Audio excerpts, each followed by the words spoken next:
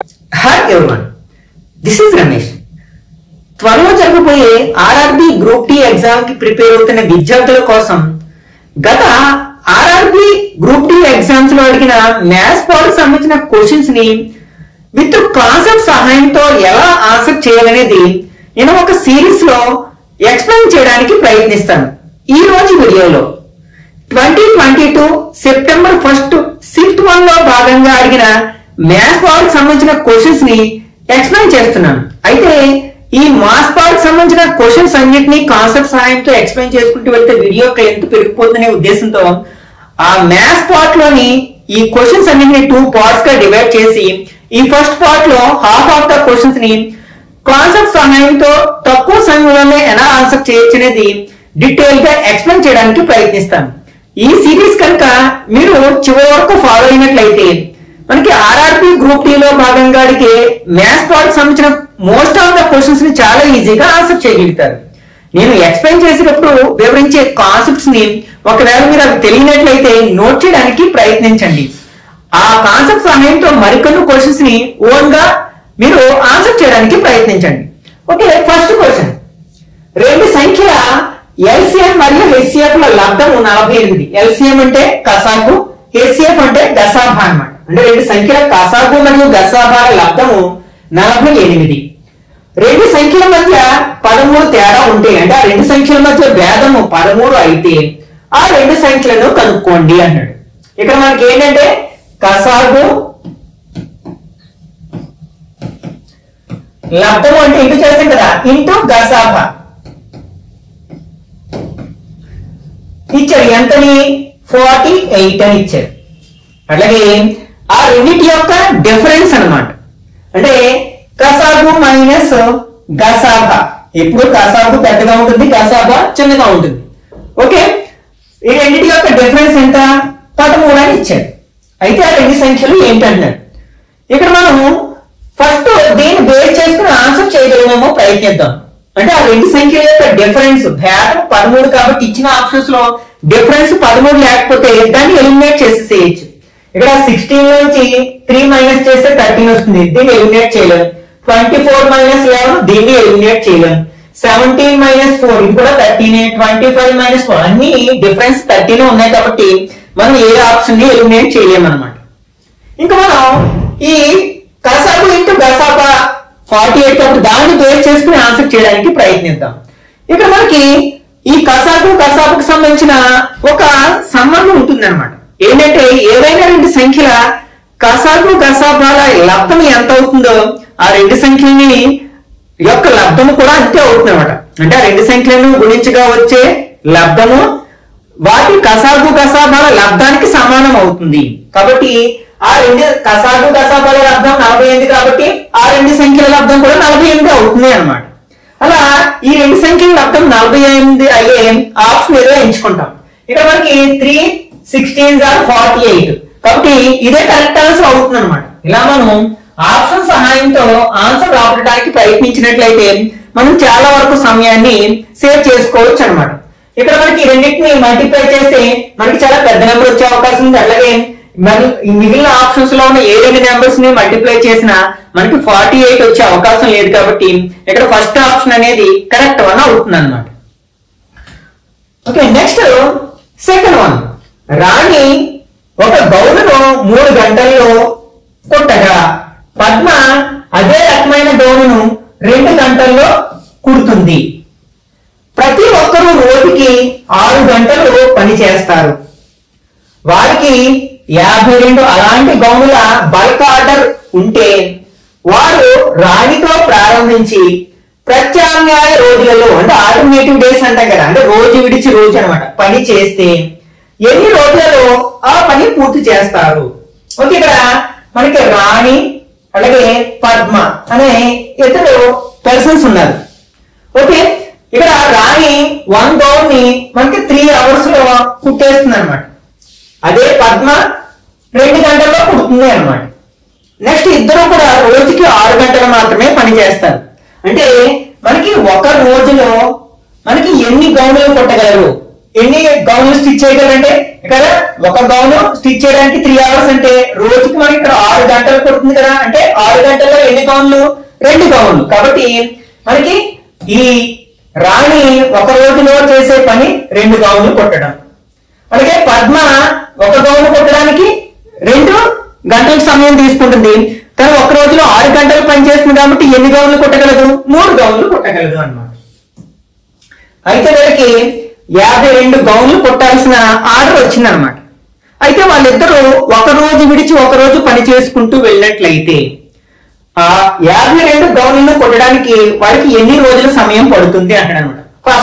First day ఇక్కడ ఎవరితో start చేశారనమాట? మనకి రాణితో స్టార్ట్ చేయడం జరిగింది అనమాట. అంటే రాణి ఎన్ని గౌన్లు కుడుతుంది? 2 గౌన్లు కుడుతుంది. సెకండ్ డే ఎవరు వస్తారు? పద్మ వస్తుంది. ఎన్ని గౌన్లు కుడుతుంది? 3 గౌన్లు. మళ్ళీ థర్డ్ డే ఎవరు వస్తారు? రాణి వస్తుంది. ఇట్లా స్టిచ్ చేసుకుంటూ వెళ్ళినట్లయితే పని చేసుకుంటూ వెళ్ళినట్లయితే ఆ 52 గౌన్లను కుట్టడానికి ఎన్ని రోజుల సమయం పడుతుందని అడిగాడు అనమాట. ఇక్కడ ఈ 2 రోజుల్ని ఒక యూనిట్ గా తీసుకున్నట్లయితే అంటే ఇద్దరు కలిసి 2 రోజుల్లో ఎన్ని గౌన్లు కుట్టగలుగుతున్నారు అనమాట? 5 గౌన్లు కుట్టగలుగుతారు. ఇట్లా రిపీట్ అవుతుంది కదా. కాబట్టి మొత్తం కుట్టాల్సిన గౌన్లు ఎన్ని? 52. ఈ 52ని ఈ 5తో భాగించినట్లయితే 10 5s are 50. అంటే ఇక్కడ 2 రిమైండర్ వచ్చింది అనమాట. ఇట్లాంటి యూనిట్లు మనకి ఎన్ని వచ్చాయన్నమాట? 10 వచ్చాయి మనకి. ఒక యూనిట్ ఎంత? 2 రోజులకు సమానం కదా. అంటే ఇంటూ 2. ఇక్కడికి ఎన్ని రోజులు అవ్వాయన్నమాట? 10 2s are 20 days అవ్వాయి మనకి. అంటే 20 days లో 52 గౌన్లో 50 గౌన్లు కుట్టేశారు. ఇంకా 2 గౌన్లు మిగిలాయి. అంటే ఇక్కడ పద్మతో ఎండ్ అయింది అనమాట సైకిల్. తర్వాత మళ్ళీ ఎవరు వస్తారు? రాణి వస్తుంది చివరిలో. రాణి ఒక రోజులో ఎన్ని గౌన్లు కుడుతుంది? 2 గౌన్లు. ఇక్కడ మనకు మిగిలిన కూడా 2 గౌన్లే కదా. అంటే ఇంకొక రోజు పని చేయాల్సి ఉంటుంది అనమాట రాణి వచ్చి. అంటే ఇక్కడ 20 + 1 అంటే మొత్తం 52 గౌన్లను కుట్టడానికి వాళ్ళిద్దరికి ఎన్ని రోజుల సమయం పడుతుంది అనమాట? 21 రోజుల సమయం పడుతుంది అనమాట. అది ఎక్కడుంది మనకి? థర్డ్ ఆప్షన్ లో ఉంది కదా. కాబట్టి ఇది కరెక్ట్ ఆన్సర్ అవుతుంది అనమాట. Next third one. సరళ మరియు కిషోర్ల వయస్సుల మొత్తము 26 సంవత్సరాలు. 3 సంవత్సరాల క్రితం కిషోర్ సరళ వయస్సుకు 3/2 రెట్లు అయితే సరళ ప్రస్తుత వయస్సు ఎంత? ఇక్కడ మనకి సరళ అంటే కిషోర్ అనే 2 పర్సన్స్ ఉన్నారు. వీళ్ళ వయసుల మొత్తం అంటే ప్రస్తుత వయసుల మొత్తము 26 సంవత్సరాలు. నెక్స్ట్ 3 సంవత్సరాల క్రితం అంటే 3 years బ్యాక్ అనమాట. ఇక్కడ 3 సంవత్సరముల క్రితం ఇక్కడ మనకి కిషోర్ సరళ వయస్సుకి 3/2 రెట్లు. ఇక్కడ సరళ వయస్సుకి 3/2 రెట్లు అంటే రాస్తాం కదా. అంటే కిషోర్ ఈక్వల్ టు 3/2 ఇంటూ సరళ అని రాస్తాం అనమాట. అంటే ఇది 3 సంవత్సరాల క్రితం అంటే ఈ సరళని ఇక్కడ తీసుకొచ్చాం అనుకోండి. ఇక్కడ ఏమవుతుంది? కిషోర్ బై సరళ అంటే వాళ్ళిద్దరికి ఉన్న నిష్పత్తి వస్తుంది అనమాట. ఎంత అంటే 3/2 అంటే 3:2 అనమాట. ఇది ఇప్పుడు 3 సంవత్సరాల క్రితం వాళ్ళ వయసుల నిష్పత్తి ఎంత అనమాట? 3:2 అనమాట. ఓకే. నెక్స్ట్ ప్రస్తుత వయసుల మొత్తం ఎంత అంటే 26 సంవత్సరాలు. మరి 3 సంవత్సరాల క్రితం వాళ్ళ వయసుల మొత్తం ఎంత అంటే ప్రతి ఒక్కరి వయసు 3 సంవత్సరాలు తగ్గుతుంది కదా. 3 సంవత్సరాల క్రితం అంటే ఇక్కడ సరళ వయసు 3 సంవత్సరాలు తగ్గుతుంది. కిషోర్ వయసు 3 సంవత్సరాలు తగ్గుతుంది. అంటే మొత్తం 6 సంవత్సరాలు తగ్గుతుంది. కాబట్టి 3 సంవత్సరాల క్రితం వాళ్ళ వయసుల మొత్తము ఎంత అవుతుంది అనమాట? ఈ 26 నుంచి మనం 6 మైనస్ చేస్తే 20 సంవత్సరాలు అవుతుంది అనమాట. ఓకే.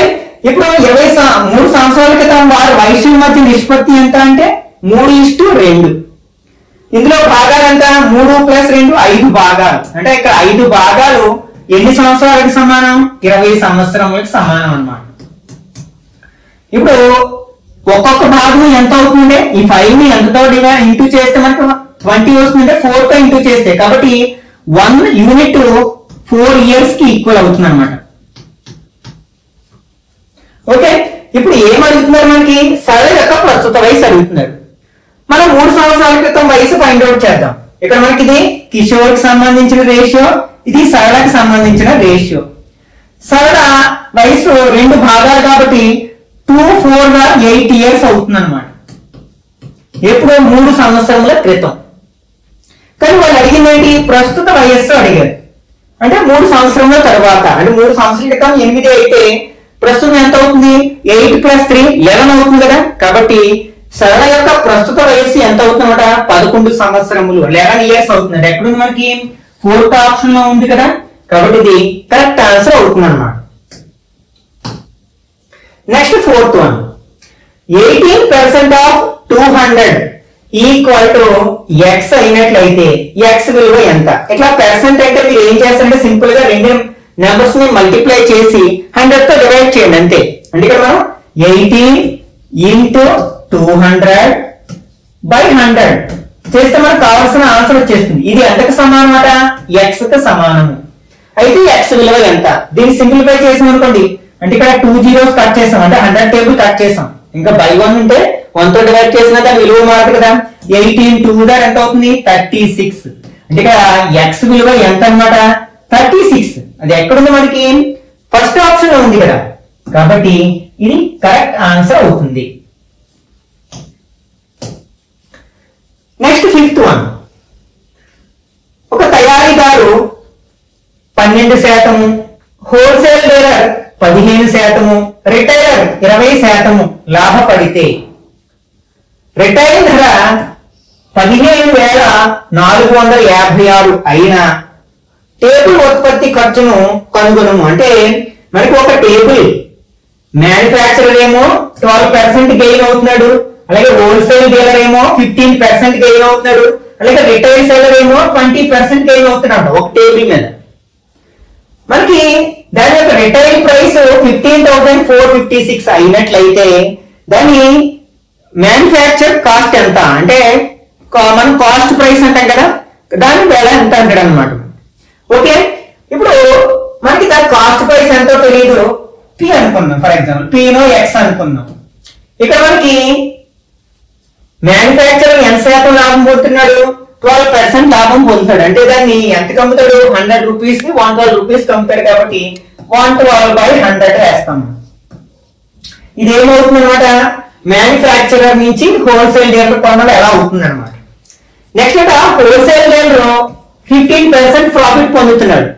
అంటే దీని మీద 100 రూపీస్ కి ఎంత కొంటాడు, ఎంతకు అమ్ముతాడు అనమాట. 100 రూపీస్ కొంటే కనుక 115 రూపీస్ కి అమ్ముతాడు. అంటే అప్పుడు అతని సెల్లింగ్ ప్రైస్ ఎంత అవుతుంది, 115/100 అవుతుంది. ఓకే, నెక్స్ట్ మనకి రిటైలర్ ఎంతకు అమ్ముతున్నాడు, 20% లాభానికి అమ్ముతున్నాడు.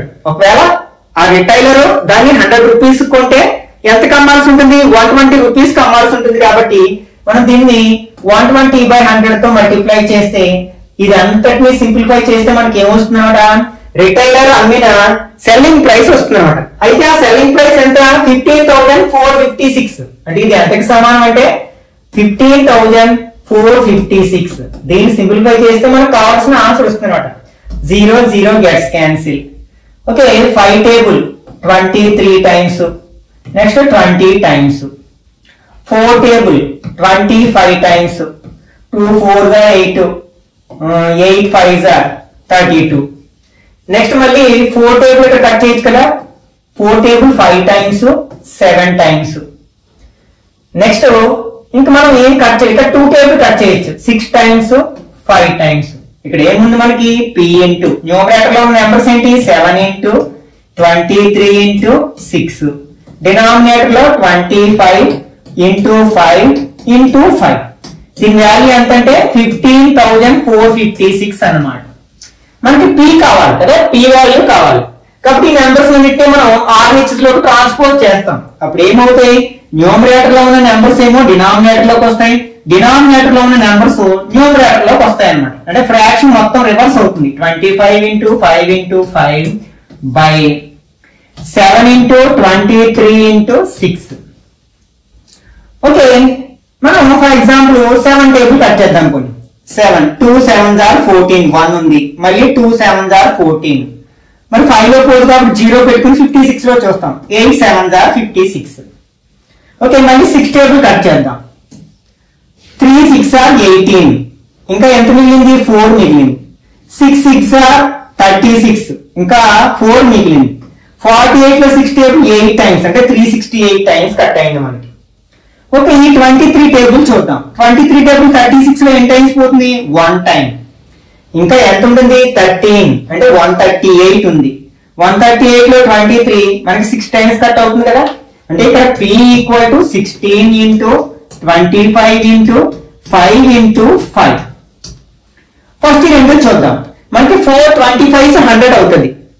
అంటే 16 25 16 లో ఎన్ని 4 ఉంటాయి? 4 ఉంటాయి. అంటే ఇక్కడ 400 వస్తుంది. ఇది 400 ఇంటూ 5 5 ఎంత? 25. 425 100. ఇక్కడ 2 zeros ఉన్నాయి కదా. అంటే ఇక్కడ P వాల్యూ ఎంత అనమాట? 10,000 అనమాట. ఓకే, 10,000 ఎక్కడ ఉంది? మనకి సెకండ్ ఆప్షన్ లో ఉంది కదా. కాబట్టి ఇది కరెక్ట్ ఆన్సర్ అవుతుంది అనమాట. Okay, next 6th one. If the diameter and the height of a cylinder are 12 centimeters and 10.5 centimeters respectively, then using pi equal to 22/7 find the volume of the cylinder. అంటే ఒక స్తూపం యొక్క వ్యాసాన్ని మనం d అనే letter తో represent చేస్తాం. ఎంతట? 12. అలాగే నెక్స్ట్ ఇంకా డయామీటర్ అంటే height h is equal to ఎంతట? 10.5 సెంటీమీటర్స్. అయితే అక్కడ స్తూపం యొక్క ఘన పరిమాణం అడుగుతున్నారు ఇక్కడ. అంటే మనకి ఘన పరిమాణానికి సూత్రం ఏంటంటే స్తూపం పై r స్క్వేర్ h. ఇక్కడ పై వాల్యూ ఎంతగా తీసుకున్నారు? 22/7 గా తీసుకోమన్నారు. ఇంటూ r అంటే d 12 అంటే వ్యాసం 12 అయితే వ్యాసార్థం అందులో సగం అంటే 6 అవుతుంది. అంటే 6 ఇంటూ 6 ఇంటూ 10.5. h 10.5 కదా. ఓకే, ఈ 7 టేబుల్ 10 లో 1 టైం కట్ అవుతుంది. ఇంకా 3 ఉంటుంది కానీ పాయింట్ ఉంది కదా. పాయింట్ పెట్టుకున్నాం. 35 లో 5 టైమ్స్ కట్ అవుతుంది. అంటే ఏం మిగిలింది ఇక్కడ? 22 ఇంటూ 6 ఇంటూ 6 ఇంటూ 1.5. ఓకే, ఇక్కడ మనకి 22 లో మనకి 11 ఉంటుంది కదా. ఆ 11 ను బేస్ చేసుకుని మనం ఇచ్చిన ఆప్షన్స్ ని ఎలిమినేట్ చేయొచ్చు అనమాట. 11 యొక్క భాజనీయత సూత్రం ఏంటి? డివిజిబిలిటీ రూల్ ఏంటంటే మనం ఆడ్ ప్లేసెస్ యొక్క సమ్ కి ఈవెన్ ప్లేసెస్ యొక్క సమ్ కి డిఫరెన్స్ ఫైండ్ అవుట్ చేస్తే 0 గానీ 11 టేబుల్ వచ్చే నెంబర్ గానీ రావాలి. అలా వస్తేనే, ఎందుకంటే ఇది ఇందులో 11 ఉంది కాబట్టి ఆ ఆన్సర్ ఖచ్చితంగా 11 తో డివిజిబుల్ అవ్వాలి, భాగించబడాలి నిశేషంగా. అలాంటి ఆప్షన్ ఏదో సెలెక్ట్ చేసుకున్నాం. ఇక్కడ మనం ఈ రెండింటి మొత్తము 3, ఈ రెండింటి మొత్తము 9. 9 నుంచి 3 మైనస్ చేస్తే 6 కాబట్టి 0 రావట్లేదు. లేకపోతే 11 టేబుల్ వచ్చే నెంబర్ రావట్లేదు. అలాగే ఇక్కడ 8 + 2 10, 8 + 1 9, 10 - 9 1 వస్తుంది. అంటే ఇది కూడా కాదు. ఇక్కడ 8 + 1 9, 8 + 1 9, 9 - 9 0. కాబట్టి ఇది కరెక్ట్ ఆన్సర్ అవుతుంది. ఇంకొకటి కూడా ఉందేమో దాన్ని వెరిఫై చేద్దాం. ఇక్కడ మనకి 3 + 3 6, 1 + 1 2, 6 - 2 4 అవుతుంది. కాబట్టి ఇది కూడా ఎలిమినేట్ చేయొచ్చు. కాబట్టి ఇక్కడ కరెక్ట్ ఆన్సర్ ఏమవుతుందంటే 1188 క్యూబిక్ సెంటీమీటర్స్ అవుతుంది అన్నమాట. Okay, next the value of -5/3 into 9/25 plus 1/5 - 2. మనం ఏదైనా సరే కాలిక్యులేషన్ చేసేటప్పుడు బాడ్ మాస్ రూల్ అనేది మర్చిపోకూడదు అనమాట. మనం దేన్ని మ్యాథమెటికల్ ఈక్వేషన్ సాల్వ్ చేయాలని సరే బాడ్ మాస్ రూల్ 9 లో ఉండాలి. బాడ్ మాస్ రూల్ ప్రకారం ఇక్కడ మనకి ఏమున్నాయి? మల్టిప్లికేషన్ అండ్ ఎడిషన్ ఉన్నాయి. రెండిట్లో మనకి మల్టిప్లికేషన్ మొదట చేయాలి. కాబట్టి ఈ రెండు మల్టిప్లై చేసినట్లయితే ఇలా మల్టిప్లై చేసేటప్పుడు న్యూమరేటర్ లోని డినామినేటర్ లో ఉన్న నంబర్స్ లో ఏదైనా టేబుల్ కట్ అయినట్లయితే సేమ్ టేబుల్ కట్ చేయాలి. న్యూమరేటర్ లోని డినామినేటర్ లో ఈ రెండిట్లో ఇలా కట్ చేసుకోవచ్చు, ఇలా కూడా కట్ చేసుకోవచ్చు. మనం సెలెక్ట్ చేసేటప్పుడు ఒక న్యూమరేటర్, ఒక డినామినేటర్, పైకి మధ్యలో ఇంటూ సింబల్ ఉన్నప్పుడు మాత్రమే చేయాలి. అంతేగాని ఇక్కడ ప్లస్ ఉన్నప్పుడు మైనస్ ఉన్నప్పుడు చేయకూడదు అనమాట. ఓకే, 3 టేబుల్ 1 టైమ్, ఇందులో 3 టైమ్స్. ఈ రెండిట్లో 5 టేబుల్ కట్ చేయొచ్చు. 5 టేబుల్ 1 టైమ్ 5 టైమ్స్. ఇప్పుడు ఇంటూ చేసేద్దాం. న్యూమరేటర్స్ ఇక్కడ మైనస్ ఉంది కాబట్టి మైనస్ పెడుతున్నాను.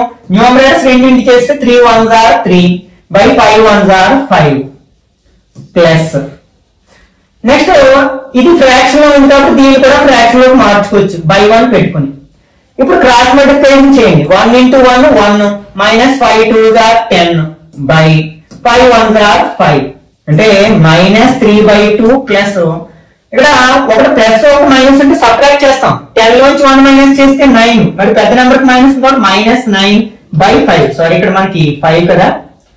రెండిట్లోనూ కూడా మనకి డినామినేటర్స్ ఏముంటాయంటే లైక్ ఫ్రాక్షన్స్ సజాతి భిన్నాలు అంటాం. అప్పుడు డైరెక్ట్ గా న్యూమరేటర్స్ యాడ్ చేయడం కానీ సబ్ట్రాక్ట్ చేయడం కానీ చేసేసేయచ్చు. ఇక్కడ రెండింటికి ఒకే సైన్ ఉంటే యాడ్ చేయాలి, వేరు వేరు సైన్ ఉంటే సబ్ట్రాక్ట్ చేయాలి. రెండు మైనస్ నెంబర్స్ కాబట్టి యాడ్ చేస్తాం. 9 + 3 12. ఇక్కడ మైనస్ నెంబర్స్ యాడ్ చేస్తాం కాబట్టి -12 వస్తుంది. బై రెండిట్లో కూడా డినామినేటర్ ఏముంది 5. అంటే ఇక్కడ మనకి ఆన్సర్ ఏమవుతుందంట -12/5 అవుతుంది.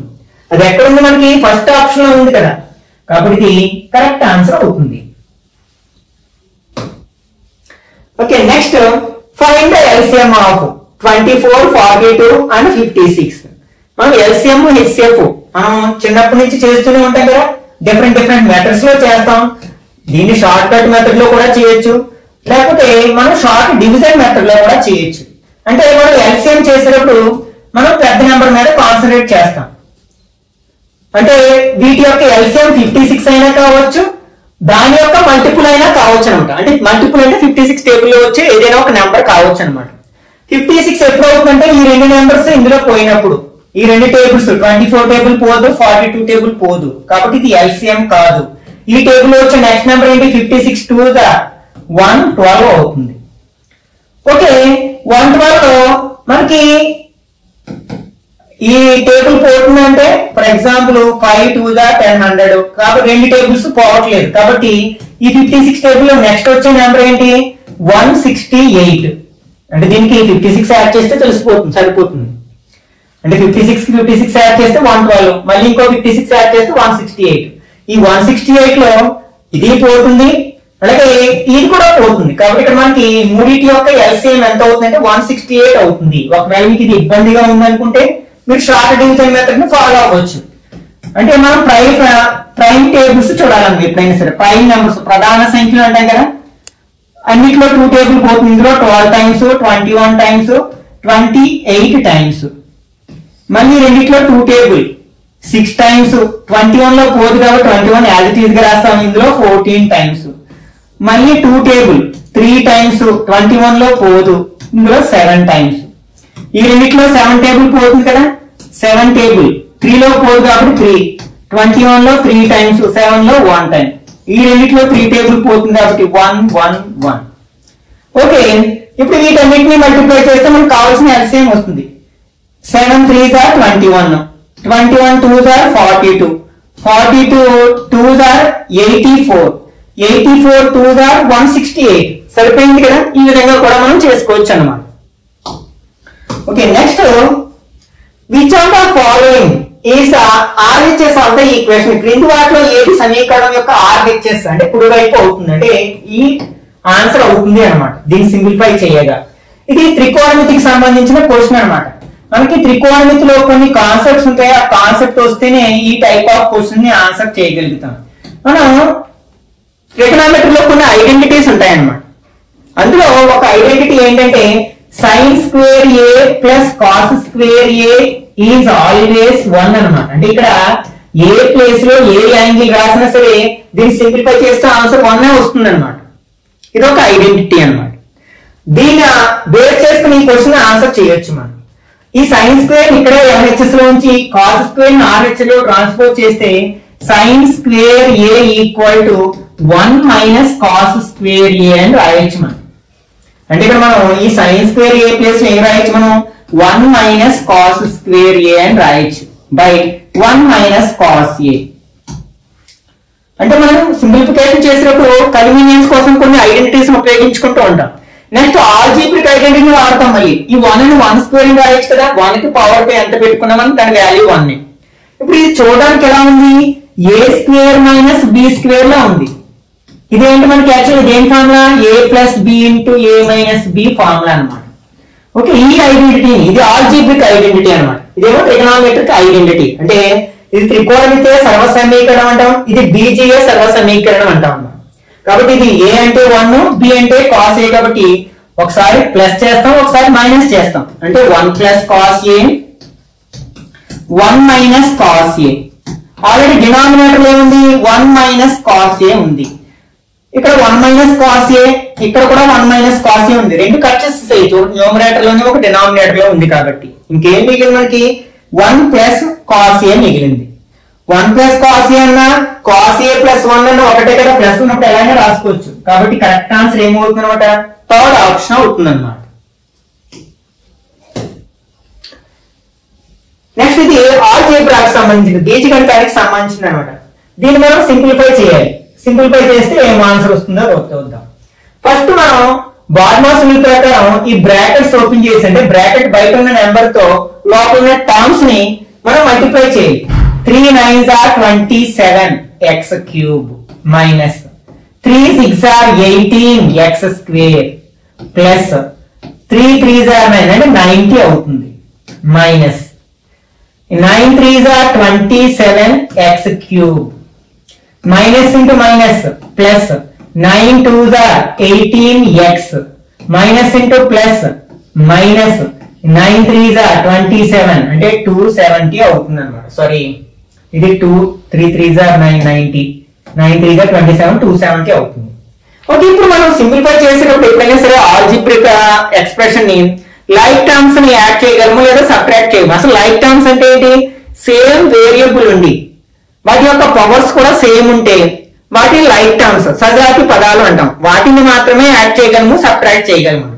ఇక్కడ చూడండి, ఈ రెండు టర్మ్స్ లో కూడా మనకి సేమ్ వేరియబుల్ x ఉంది, దాని పవర్ కూడా సమానంగా ఉంది. ఫర్ ఎగ్జాంపుల్ ఇలా ఉంది రెండు టర్మ్స్ 2x స్క్వేర్ y, ఇంకొక దాంట్లోనేమో 3xy స్క్వేర్ ఉంది.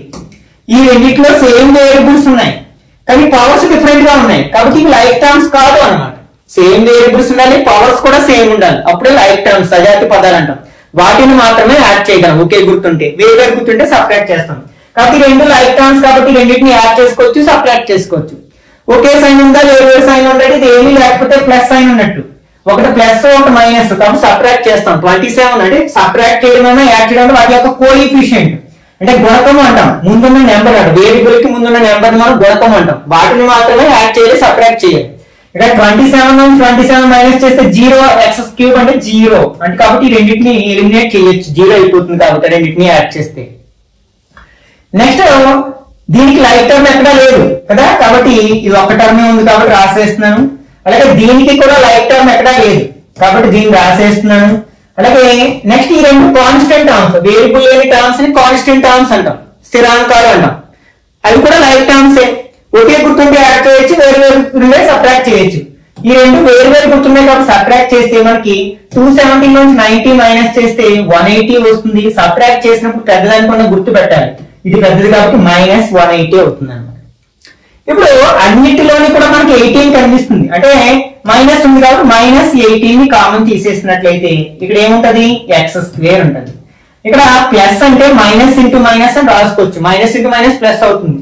ఆ మైనస్ ఒక మైనస్ కామన్ తీసాం కాబట్టి ఇక్కడ మైనస్ పెట్టుకోవాల్సి ఉంటుంది. 18 తీసేస్తే ఇక్కడ ఏముంటుంది, ఎక్స్. అలాగే మైనస్ అంటే మైనస్ ఇంటూ ప్లస్ అని రాసుకోవచ్చు.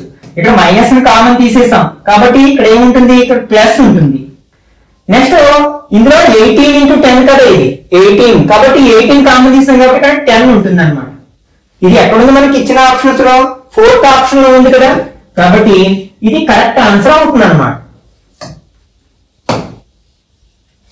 ఓకే, ఇది ఆల్జీబ్రా జామెట్రీకి సంబంధించిన క్వశ్చన్ అన్నమాట, రేఖాగణితానికి సంబంధించిన క్వశ్చన్. క్రింది పటంలో AB is parallel to CG, CD. Next CG అని కావచ్చు. CD is parallel to EF. అలాగే EA is perpendicular to AB. EA అంటే this one, ఇది AB కి పర్పెండిక్యులర్ గా ఉంది. Angle BGD is 62 degrees. ఇక్కడ 62 degrees ఉంటే ఇక్కడ మనకి W విలువ ఎంత అంటే ఇక్కడ ఉంది కదా W, ఈ విలువ ఎంత అంటాడు అన్నమాట. ఓకే, మనకి ఎప్పుడైనా సరే ఈ రెండు మనకి ఈ మూడు కూడా ప్యారలల్, ఎందుకంటే ఇవి రెండు ప్యారలల్ అన్నారు, ఇవి రెండు ప్యారలల్ అన్నారు కాబట్టి మనకి ప్యారలల్ లైన్స్ కి ప్యారలల్ గా ఉండేది అన్ని ప్యారలల్ గా ఉంటాయి కాబట్టి ఇవన్నీ ప్యారలల్ లైన్స్. మనకి ఇలా రెండు ప్యారలల్ లైన్స్ అంటే సమాంతర రేఖ అంటాం. ఒక రేఖ ఇంటర్సెక్ట్ చేసినప్పుడు దీన్ని ఏమంటారంటే తిర్యక్ రేఖ అంటారు అన్నమాట. ఇట్లా రెండు రేఖలు ఉన్నాయి, ఈ రెండింటిని మరొక రేఖ ఖండించింది కాబట్టి దీన్ని తిర్యక్ రేఖ అంటాం. అప్పుడు మనకి 8 రకాల కోణాలు ఏర్పడతాయి, 1 2 3 4 5 6 7 8. వీటిని రకరకాల పేరుతో పిలుస్తూ ఉంటాం అన్నమాట. అందులో మనకి ట్రాన్స్వర్సల్ అంటే తిర్యక్ రేఖకి చిరొక వైపున ఉన్న ఈ అంతర కోణాలు ఉన్నాయి కదా, వీటిని అంతర కోణాలు అంటాం. ఈ 3 4 5 6 1 2 7 8 ని బాహ్య కోణాలు అంటాం. తిరియక్ రేఖకు చెరొక వైపున ఉన్న ఈ అంతర కోణాలు ఏమంటారు? ఏకాంతర కోణాలు, ఆల్టర్నేటివ్ ఇంటీరియర్ యాంగిల్స్ అంటాం. అవి ఎప్పుడు కూడా ఈక్వల్ గా ఉంటాయి. ఎప్పుడు ఇవి రెండు ప్యారలల్ లైన్స్ అయినప్పుడు మనకి ఈ ఏకాంతర కోణాలు సమానంగా ఉంటాయి. ఆల్టర్నేటివ్ ఇంటీరియర్ యాంగిల్స్ ఈక్వల్ గా ఉంటాయి. కాబట్టి ఇది రెండు ప్యారలల్ లైన్స్. దీన్ని ట్రాన్స్వర్సల్ గా తీసుకున్నాం అనుకోండి, అప్పుడు ఈ రెండు ఏమవుతాయి? మనకి ఆల్టర్నేటివ్ ఇంటీరియర్ యాంగిల్స్, ఏకాంతర కోణాలు అవుతాయి. కాబట్టి రెండు ఈక్వల్ గా ఉంటాయి. కాబట్టి ఇక్కడ 62 ఉంది, కాబట్టి ఇక్కడ కూడా 62 ఉంటుంది. ఓకే, ఇప్పుడు మనకి ఈ ఏబిఈ అనేది ఒక ట్రయాంగిల్. ట్రయాంగిల్ లో మనం 3 యాంగిల్స్ ని యాడ్ చేస్తే ఎంత వస్తుంది? 180 degrees వస్తుంది. ఆల్రెడీ 2 యాంగిల్స్ తెలుసు కదా, ఇక్కడ 62 degrees, ఇక్కడ 90 degrees అని ఇచ్చేసారు. ఎలా ఉందంటే అది 90 అని. నెక్స్ట్ W ప్లేస్ లో ఉండాల్సిన యాంగిల్ మనం ఫైండ్ అవుట్ చేయాలి. ఈ రెండింటిని యాడ్ చేసి 180 నుంచి మైనస్ చేసాం అనుకోండి, W ప్లేస్ లో ఉండాల్సిన యాంగిల్ వచ్చేస్తుంది కదా. ఈ రెండు యాడ్ చేస్తే ఎంత? 152. కాబట్టి ఈ 152 ని 180 లోంచి మైనస్ చేస్తే, బారో తెచ్చుకుంటే 10 లోంచి 2 తీస్తే 8, ఇక్కడ 7 లోంచి 5 తీస్తే 2, అంటే 28 degrees అనమాట. ఇక్కడ W ప్లేస్ లో ఉండాల్సిన యాంగిల్ ఎంత అనమాట? 28 degrees. అది ఎక్కడుంది? మనకి ఫస్ట్ ఆప్షన్ లో ఉంది కదా. కాబట్టి ఇది కరెక్ట్ ఆన్సర్ అవుతుంది అనమాట. ఓకే, నెక్స్ట్ ఇది డేటా హ్యాండ్లింగ్ సంబంధించిన క్వశ్చన్. డేటా ఇంటర్ప్రిటేషన్ అంటాం కదా, దత్తాంశ వ్యాఖ్యానము, దానికి సంబంధించిన క్వశ్చన్. ఇచ్చిన పారాగ్రాఫ్ XYZ కంపెనీ ద్వారా A, B మరియు C అనే 3 వేర్వేరు సంస్థల నుండి ఇంటర్వ్యూకి పిలిచిన విద్యార్థుల సంఖ్య యొక్క డేటాను చూపుతుంది. పారాగ్రాఫ్ ను అధ్యయనం చేసి ఇచ్చిన ప్రశ్నకు సమాధానం ఇవ్వండి. 2018 నుండి 2020 వరకు ఇన్స్టిట్యూట్ సి నుండి ఇంటర్వ్యూకి పిలిచిన విద్యార్థుల సంఖ్య సగటు సంఖ్యకు, అలాగే అదే కాలంలో ఇన్స్టిట్యూట్ బి నుండి ఇంటర్వ్యూకి పిలిచిన విద్యార్థుల సగటు సంఖ్యకు నిష్పత్తి ఎంత? ఓకే, XYZ అనే ఒక కంపెనీ 3 వేర్వేరు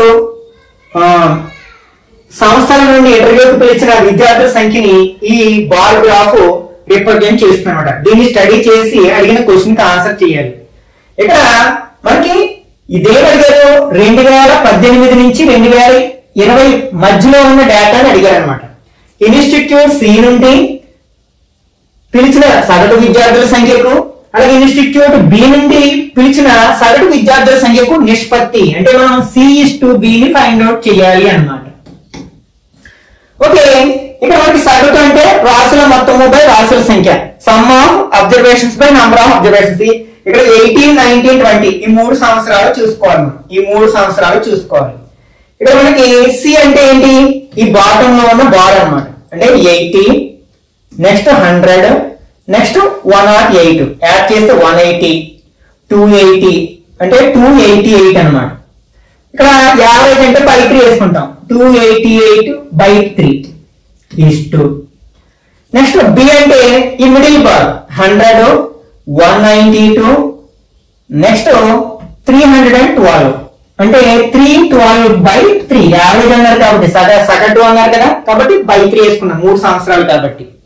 రెండిట్లో డినామినేటర్ లో 3 ఉంది కాబట్టి కట్ చేసేయండి. 288/312. ఓకే, 4 టేబుల్ కట్ చేద్దాం. 72 times 4 టేబుల్ 7 4 28, 3 ఉంది, 8 3 8 4 32. ఇంకా మనం ఏ టేబుల్ కట్ చేయొచ్చు? 6 టేబుల్ కట్ చేద్దాం. ఎన్ని టైమ్స్ పోతుంది?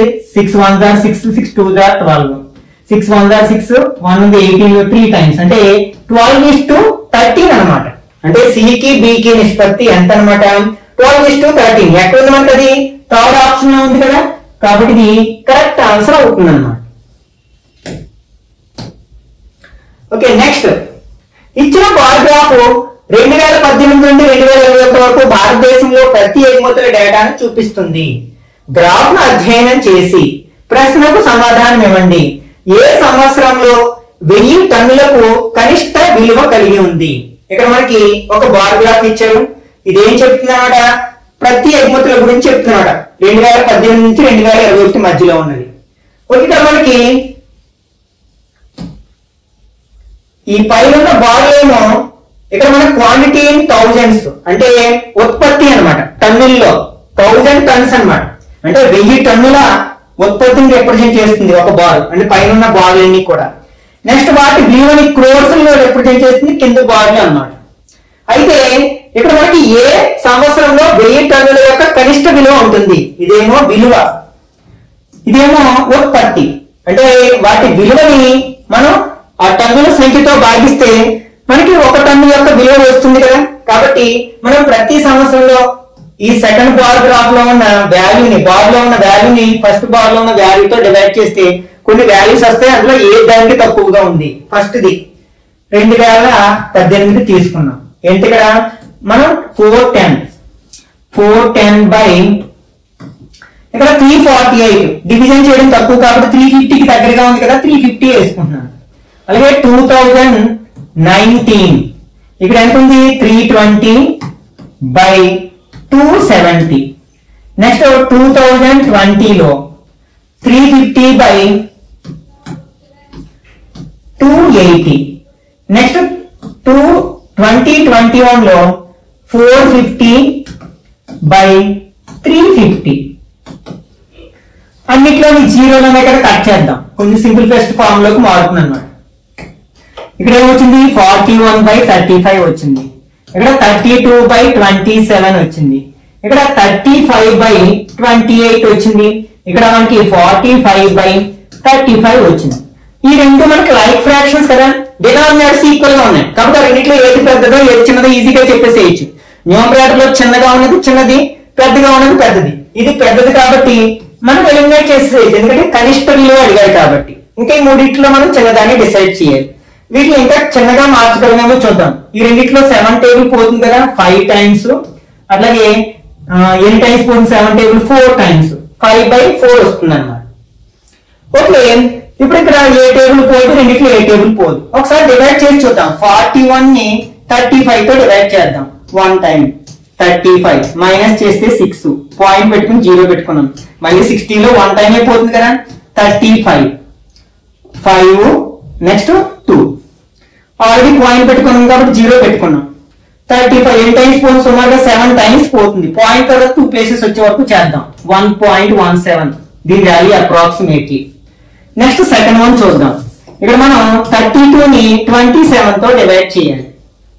1 టైమ్ 27 మైనస్ చేస్తే 5, పాయింట్ పెట్టుకుని 0 పెట్టుకున్నాం. మళ్ళీ 1 టైమే పోతుంది. 27 3 2 0 పెట్టుకున్నాం. 230 లో 27 అప్రాక్సిమేట్లీ 8 టైమ్స్ పోతుంది కదా, అంటే దీని వాల్యూ అప్రాక్సిమేట్లీ 1.18. అంటే దీన్ని కూడా ఎలిమినేట్ చేసేయచ్చు, దీనికంటే పెద్ద వాల్యూ వచ్చింది కాబట్టి. ఓకే, ఇప్పుడు 5 బై 4 ఉంది. అంటే 4 తో మనం 5 ని డివైడ్ చేయాలి. 1 4 గా 4 1 పాయింట్ పెట్టి 0 పెట్టుకున్నాం. 2 4 గా 8 2. ఇక్కడ మనకి 1.2 వచ్చింది. ఇక్కడ 1.1 ఉంది, ఇది 1.2 సంథింగ్ వచ్చింది. ఇది పెద్దది కదా, పాయింట్ ముందున్న నెంబర్స్ సమానంగా ఉన్నప్పుడు పాయింట్ తర్వాత ఉన్న నెంబర్స్ తీసుకుంటాం. ఇక్కడ 1 ఉంది, ఇక్కడ 2 ఉంది కాబట్టి ఇది కూడా పెద్దదే. కాబట్టి మనకి కనిష్ట విలువ ఎప్పుడు ఉంది అనమాట, 2018లో ఉంది. అది ఎక్కడుంది, మనకి 4th ఆప్షన్ లో ఉంది.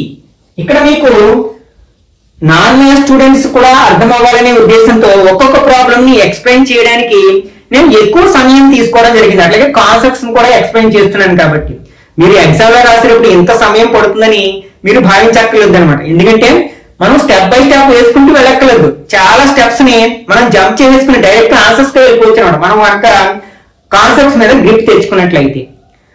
ఈ సెషన్ లో మ్యాథ్స్ పార్ట్ లో భాగంగా అడిగిన మిగిలిన క్వశ్చన్స్ ని నెక్స్ట్ పార్ట్ లో డిస్కస్ చేద్దాం. ఈ వీడియో నచ్చినట్లయితే లైక్ చేయండి, అలాగే మీ ఫ్రెండ్స్ కూడా షేర్ చేయండి. ఇట్లాంటి మరిన్ని వీడియోస్ కోసం ఛానల్ సబ్స్క్రైబ్ చేసుకుని రెగ్యులర్ గా ఫాలో అవ్వండి.